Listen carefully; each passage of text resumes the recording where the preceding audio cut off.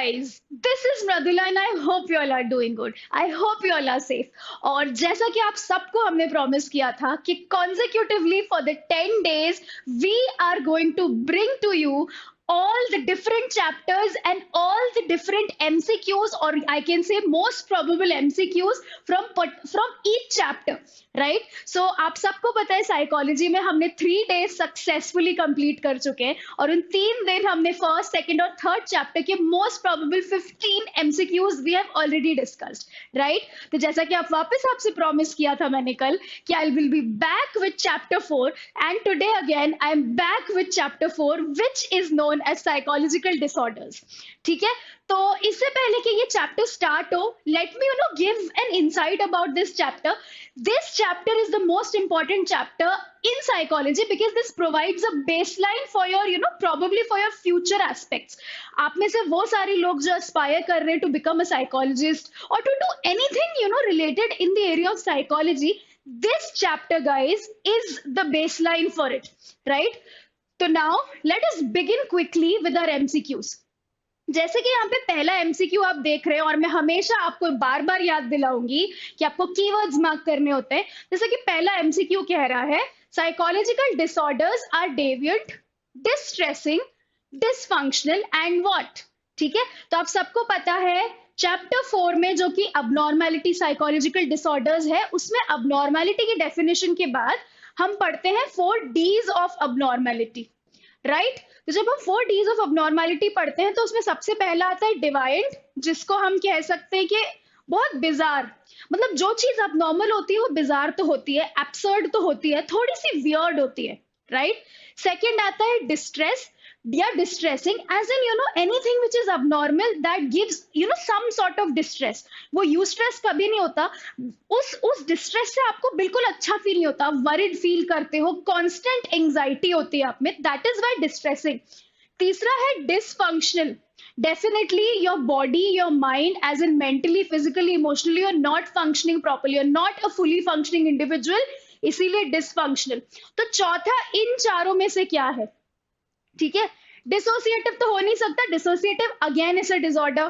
ठीक है, डिस्टर्बिंग तो हम इसमें कर देंगे, distressing is something which is disturbing also, right? तो the best answer for this is dangerous. Okay, anything, any behaviour which is abnormal, completely, below the norms of the society, of any standards या कुछ भी, वो चीज dangerous भी हो सकती है, because anything which is abnormal can prove to be dangerous or fatal for ourselves as well as for the society. ठीक है, तो dangerous is the correct answer. Next, dash is the term used when people develop a fear of entering unfamiliar situations. ठीक है, आप सबको पता है phobias की बात हो रही है यहाँ पे. तो जब हम फोबिया की बात करते हैं तो फोबिया क्या होता है? फोबिया एक चीज होती है जिसको हम बोलते हैं इरैशनल फियर. ठीक है, वो चीज, वो एक्चुअली उसका कोई रैशनल नहीं होता, उसका कोई मतलब नहीं होता. फोबिया एक इरैशनल फियर होता है. ठीक है, तो यहाँ पे क्या लिखा है? Fear of entering unfamiliar situation. ठीक है, अनफेमिलियर सिचुएशंस मतलब जहां से आप बिल्कुल पता नहीं आपको आप कहाँ एंटर कर रहे हो, वहां पे आपको एंटर करने का बहुत डर है. ठीक है, आपके साथ कुछ बुरा नहीं हुआ but still you have irrational fear. Okay, so the best answer for this is agoraphobia, right? Now moving further, dash is diagnosed. ध्यान से पढ़िएगा इस क्वेश्चन को, पॉज करके पढ़िएगा इस क्वेश्चन को. I am marking the keywords and I want you all to do the same. Okay, so diagnosed where if a person has a persistent belief that he or she has a serious illness, ठीक है, serious illness, despite medical reassurance, lack of physical findings and failure to develop the disease. तो इसका क्या मतलब होता है? एक इंसान को लगता है कि मेरे को एक बहुत इलनेस, मतलब मैं बीमार हूं बहुत ज्यादा, ठीक है, मतलब बहुत ज्यादा बीमार हूं.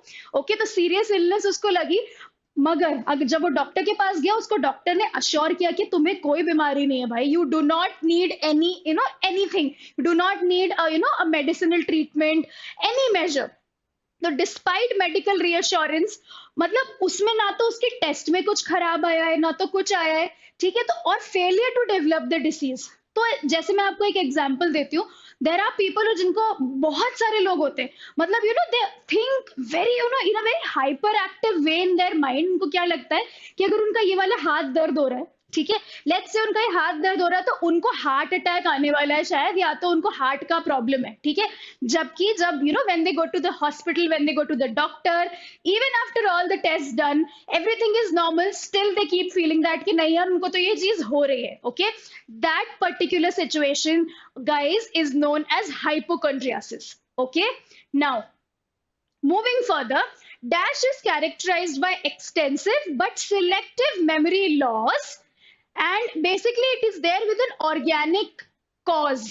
ठीक है, तो सिलेक्टिव मेमोरी लॉस क्या होता है? सिलेक्टिव मेमोरी लॉस की जब हम बात करते हैं, एनीवेयर जहां पे भी मेमोरी लॉस आ रहा है, that is related to amnesia. ठीक है, एक पर्टिकुलर पार्ट की मेमोरी, मतलब या एक पर्टिकुलर टाइम का एक एपिसोड की मेमोरी हमारे पास से चली जाती है। ठीक है, तो उसको हम अमनीशिया बोलते हैं, dissociative अमनीशिया। Okay, now in children's aggressive behavior like dominating and bullying others without provocation is seen as dominating and bullying others। ठीक है, डोमिनेट करना, बुली करना किसी को भी विदाउट एनी प्रोवोकेशन। ठीक है, ये किस चीज में देखने को हमें मिलता है? वर्बल नहीं, बोल नहीं रहा कोई। ठीक है, फिजिकल हॉस्टाइल भी नहीं हो सकता। The best answer for this is proactive aggression. Okay, now moving further, inattention and hyperactivity, impulsivity are main features of what?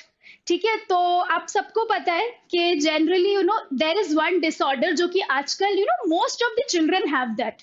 ठीक है, वैसे तो ये सारे डिसऑर्डर्स होते हैं, बट यहाँ पे आप ना वर्ड्स पे ध्यान दीजिए।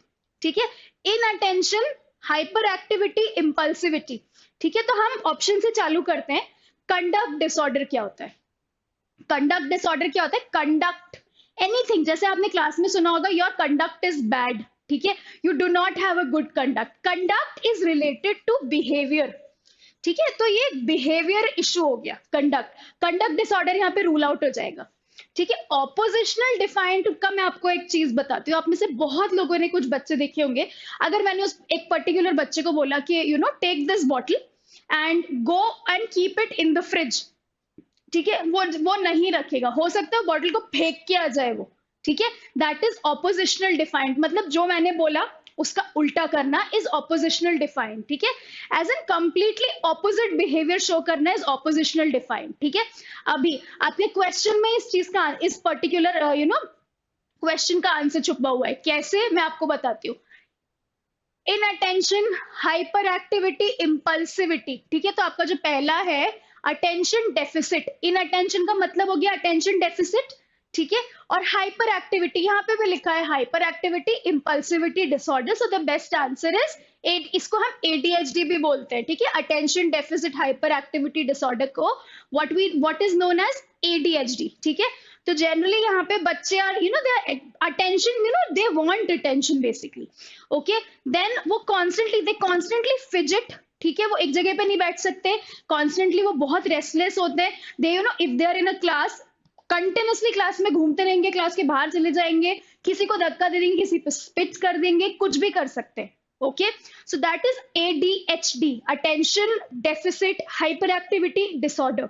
Okay, now people with somatoform disorders mainly या mostly complain about what? आप सबको पता है, आपके NCERT में somatoform disorders दिया गया है। ओके, तो हम आप ऑप्शन पढ़ते हैं। ओके, यहाँ पे लिखा है inability to stop thinking about a particular idea or a topic, as in हमारी वो हमें ability, हमें एक ऐसी ability होती है, मतलब we keep on thinking about that one thing। Okay, constantly जाते नहीं दिमाग से। रेकरेंट एंजाइटी अटैक, बहुत छोटे छोटे इंटरवल्स में एंजाइटी अटैक्स आना, राइट? तो इसीलिए recurrent anxiety attacks. Bodily symptoms without having any physical disease, definitely again जैसे मैंने आपको बोला वही, यू फील द सिम्टम, आपको कोई फिजिकल डिजीज नहीं है बट आपको ऐसा लगता है मेरे को तो कुछ हो रहा है, मेरी तबीयत खराब हो रही है, कोई फिजिकल सिम्टम नहीं। ओके, तो all these three are there in somatoform disorder। Okay, so the best answer for this is all of the above। Okay, now moving on, perceptions that occur in the absence of external stimuli। ठीक है, तो चलिए delusion से बात करते हैं। आप सबको पता है कि ये सारी जो चीजें ये किस में होती हैं, ठीक है? ये सारी चीजें होती हैं स्किज़ोफ्रेनिया के अंदर। ओके, अगर आपने पढ़ा है schizophrenia it's a psychotic disorder. Okay, big अच्छा खासा डिसऑर्डर होता है। स्किज़ोफ्रेनिया में भी पॉजिटिव सिम्टम्स होते हैं कुछ और नेगेटिव सिम्टम्स होते हैं, ठीक है? तो पॉजिटिव सिम्टम्स में क्या होता है? एक्सेस ऑफ इमोशंस होते हैं। एक्सेस मतलब बहुत ज्यादा इमोशंस होते हैं, और नेगेटिव सिम्टम्स में बिल्कुल नील इमोशंस होते हैं, नेग्लिजिबल अमाउंट ऑफ इमोशंस होते हैं। ओके, उसके पहले चलिए हम आते हैं डेल्यूजन्स पे। डेल्यूजन्स और हैलुसिनेशंस जो होते हैं ना, ये पॉजिटिव सिम्टम्स होते हैं, एज इन बहुत ज्यादा हैलुसिनेशन डेल्यूजन्स होते रहते हैं, ठीक है? इनअप्रोप्रिएट इफेक्ट और formal thought disorder is it comes under the negative effect. Okay, now what are delusions? Delusion में आपको क्या लगता है? सर डेल्यूजन्स भी 4 टाइप के होते हैं, ठीक है? आपकी बुक में दिए हैं आई थिंक वो। Okay, let me write over here. Delusions जो 4 टाइप के डेल्यूजन्स होते हैं आप सबको पता है। सो जस्ट अ मिनट, या जब हम डेल्यूजन्स की बात करते हैं तो एक तो आपका हो गया परसिक्यूशन, ठीक है? परसिक्यूशन में आपको ऐसा लगता है कि आप है ना हमेशा आपकी कोई तो आप पे आपको स्पाई कर रहा है, आपके खिलाफ प्लानिंग प्लॉटिंग हो रही है। अगर मुझे डेल्यूजन ऑफ परसिक्यूशन है तो मुझे लगेगा कि अगर वहां पे सामने कोई 2 लोग खड़े हैं तो वो 2 लोग मेरे बारे में ही बात कर रहे हैं। That is delusion of persecution, ठीक है? उसके बाद होता है डेल्यूजन ऑफ ग्रैंडियर, ठीक है? ऐसे करते करते वैसे तो बहुत सारे डेल्यूजन्स होते हैं, आपकी बुक में कुछ डेल्यूजन्स दिए हैं। और तीसरा होता है डेल्यूजन ऑफ कंट्रोल, ठीक है? तो ग्रैंडियर में क्या होता है? आपको ऐसा लगता है कि आप ही अपुनिच भगवान है टाइप। ओके, आपको कैसा लगता है कि यार I am the king of the world, मेरे को जो करना है मैं कर सकता हूँ, ठीक है? I do not need to have anybody's opinion. आपको ये लगता है। कंट्रोल में आपको क्या लगता है? डेल्यूजन ऑफ कंट्रोल में यू फील दैट आपको ना कोई कंट्रोल कर रहा है। You do not have your own voice, आपको कोई कंट्रोल करता है। ओके, उसके बाद जब हम हैलुसिनेशन पे आते हैं तो हैलुसिनेशन में आपको बहुत बार ऐसा लगा होगा, आप जब सो रहे होते हैं आपको ऐसा लगता है बहुत बार नींद में there is something which is crawling up, crawling inside my body, या तो हो सकता है एक स्नेक चल रहा है मेरी बॉडी पे। बहुत बार आपको टैक्टाइल हैलुसिनेशन होते हैं कि स्किन पे कुछ हो रहा है मगर कुछ होता नहीं है, ठीक है? बहुत बार आपको एक अजीब सा टेस्ट आता है मगर आप कुछ खा नहीं रहे होते हो। ओके, तो ये क्या होता है? एक्सटर्नल स्टिमुलाई तो है ही नहीं, एब्सेंस ऑफ एक्सटर्नल स्टिमुलाई हो गया। Okay, so the best answer for this is hallucination. Okay, now moving forward, what is anorexia nervosa? सबसे पहली बात तो एनोरेक्सिया नर्वोसा क्या एक फिजिकल डिजीज है? बिल्कुल नहीं, ठीक है? क्या एक नर्वस सिस्टम की डिजीज है? बिल्कुल भी नहीं। स्लीपिंग डिसऑर्डर तो बिल्कुल ही नहीं है एनोरेक्सिया नर्वोसा। स्लीपिंग डिसऑर्डर्स तो बहुत दूसरे होते हैं, ठीक है? स्लीप वॉकिंग होता है, ब्रुक्सिज्म होता है, ठीक है? एपैक्सिया होता है, बहुत सारी चीजें होती हैं। तो एनोरेक्सिया नर्वोसा क्या है? ईटिंग डिसऑर्डर है, ठीक है? Generally you starve in this. Okay, और अगर आपने खाया उल्टी कर दोगे। Basically these people who are extremely over health conscious they suffer from anorexia nervosa. Okay, और वो ईटिंग डिसऑर्डर्स होती है। ईटिंग डिसऑर्डर्स भी 3 टाइप की होती है। एक तो एनोरेक्सिया हो गया, एक बुलीमिया हो गया, बुलीमिया नर्वोसा, और एक क्या हो गया? Binge eating. ओके, तो 3 टाइप के क्या हो गए? ईटिंग डिसऑर्डर्स हो गए, राइट? इसका correct answer is eating disorders. Now the 10th question is what is the full form of ASD? ठीक है, इस पर्टिकुलर चैप्टर में, दैट इज 4th चैप्टर, इसमें ASD का फुल फॉर्म क्या है? ASD का फुल फॉर्म है क्या ऑटोमेटिक स्पेक्ट्रम डिजीज कुछ होता है?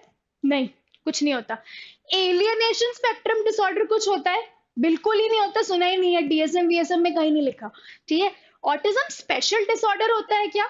तो autism special disorder doesn't sound correct, ठीक है? तो ASD का फुल फॉर्म होता है ऑटिज्म स्पेक्ट्रम डिसऑर्डर, ठीक है? ऑटिज्म क्या होता है? ऑटिज्म को हम क्या बोलते हैं? एक परवेसिव डेवलपमेंटल डिसऑर्डर, ठीक है? परवेसिव डेवलपमेंटल डिसऑर्डर बोला जाता है ऑटिज्म को। यहाँ पे the first symptom is that the child won't make any eye contact, ठीक है? स्पीच इश्यूज होते हैं, आई कॉन्टैक्ट नहीं करता है बच्चा। उसके बाद सोशली विड्रॉन होता है, cannot make friends, socially socially the child is पूरी तरह से विड्रॉन होते हैं। Okay, next, what are the delusions of persecution? Okay, very good. Just now we have discussed about this, ठीक है, डेल्यूजन ऑफ परसिक्यूशन क्या होते हैं। तो डेल्यूजन ऑफ इसका जो परफेक्ट आंसर है, since we have already discussed about it, तो इसका basically okay, let's start with the options first. Feeling that some external stimuli is crawling up in your body while sleeping, क्या ये delusion है? आपको ऐसा लग रहा है कि डेल्यूजन है? नहीं, ये हेलुसिनेशन है। Just given an example of hallucination, 2-3 questions के पहले। तो इसका जो correct answer, feeling that you are the king of the world, ये तो कंट्रोल में आ गया, ठीक है, सॉरी ये ग्रैंडियर में आ गया, okay. Feeling that you are being controlled by others आ गया डेल्यूजन ऑफ कंट्रोल में। Feeling that you are being spied upon is the correct answer for delusion of persecution, okay. ये स्किज़ोफ्रेनिया में होता है। Now the biological factors which influence our behavior, तो biological factors जो कि हमारे behavior को influence करते हैं बहुत ज्यादा, तो इनमें से क्या चीजें हो सकती हैं? biological factors सबसे पहले तो, ठीक है, endocrine imbalance, malnutrition, all of the above, या faulty genes। तो जहां पे biological factors आ रहा है, ठीक है, malnutrition तो नहीं, ठीक है, तो the best thing is the faulty gene, it influences our behaviors, okay। The next question, the latest system for clarification of psychological disorder is what, ठीक है, तो ICD-9 के तो अकॉर्डिंग दूसरी चीजें करी थी। WHO doesn't clarify this, okay। DSM-3-TR पुराना वर्जन है, वैसे तो अभी भी DSM-5 आ चुका है, currently we are operating with DSM-5, मगर जो क्लैरिफिकेशन आपकी बुक के अकॉर्डिंग है, आपको आपकी बुक के अकॉर्डिंग चलना है, इट इज DSM-4, ओके। तो DSM का फुल फॉर्म अगर आपको कभी आ गया तो लिख लो, DSM का फुल फॉर्म होता है डायग्नोस्टिक स्टैटिस्टिकल मैनुअल, ठीक है, ये DSM का फुल फॉर्म होता है, right? Now, according to Galen, the material world is made up of which 4 elements? आप सबको पता है इस चैप्टर में गेलन ने, जब हम हिस्ट्री ऑफ साइकोलॉजी या हिस्ट्री ऑफ अबनॉर्मलिटी पढ़ते हैं, तो इसमें ना गेलन आते हैं जिनने 4 आपको वो दिए थे, क्या दिए थे आपको? 4 एलिमेंट्स दिए थे। तो 4 एलिमेंट्स क्या है? Earth, sky, air, fire and water, okay, so this C is the correct answer for this, okay। Now moving forward, the last question, again the most very interesting disorder, ठीक है, bipolar disorder is also known as what? तो bipolar disorder को क्या ये मेगलोमेनिया बोलते हैं? क्या ये आपकी बुक में नहीं है, आपको नहीं पढ़ना है? मेगलोमेनिया बुक में नहीं है, बिल्कुल ध्यान मत दीजिएगा, ओके। ऑपोजिशनल डिफाइंड मैंने आपको बता चुका है, ऑपोजिट बिहेव करना, okay. Hyper activity come under ADHD, okay. The best possible answer for this is manic depressive disorder, ठीक है। अगर एक कॉन्टिनेंट पे देखा जाए तो एक मोमेंट पे इंसान would be extremely happy, like highest spirit में होता है अपने, और in the next fraction of second, like चुटकियों में द इंसान can go into the depressive mode. So इसीलिए इसको मैनिक डिप्रेसिव डिसऑर्डर बोला जाता है, okay. So now with this, we complete with our 4th chapter of psychology and the most probable MCQs of the 4th chapter. Now, I will be back with chapter 5 tomorrow. Until then, keep waiting, stay tuned, take care and bye-bye.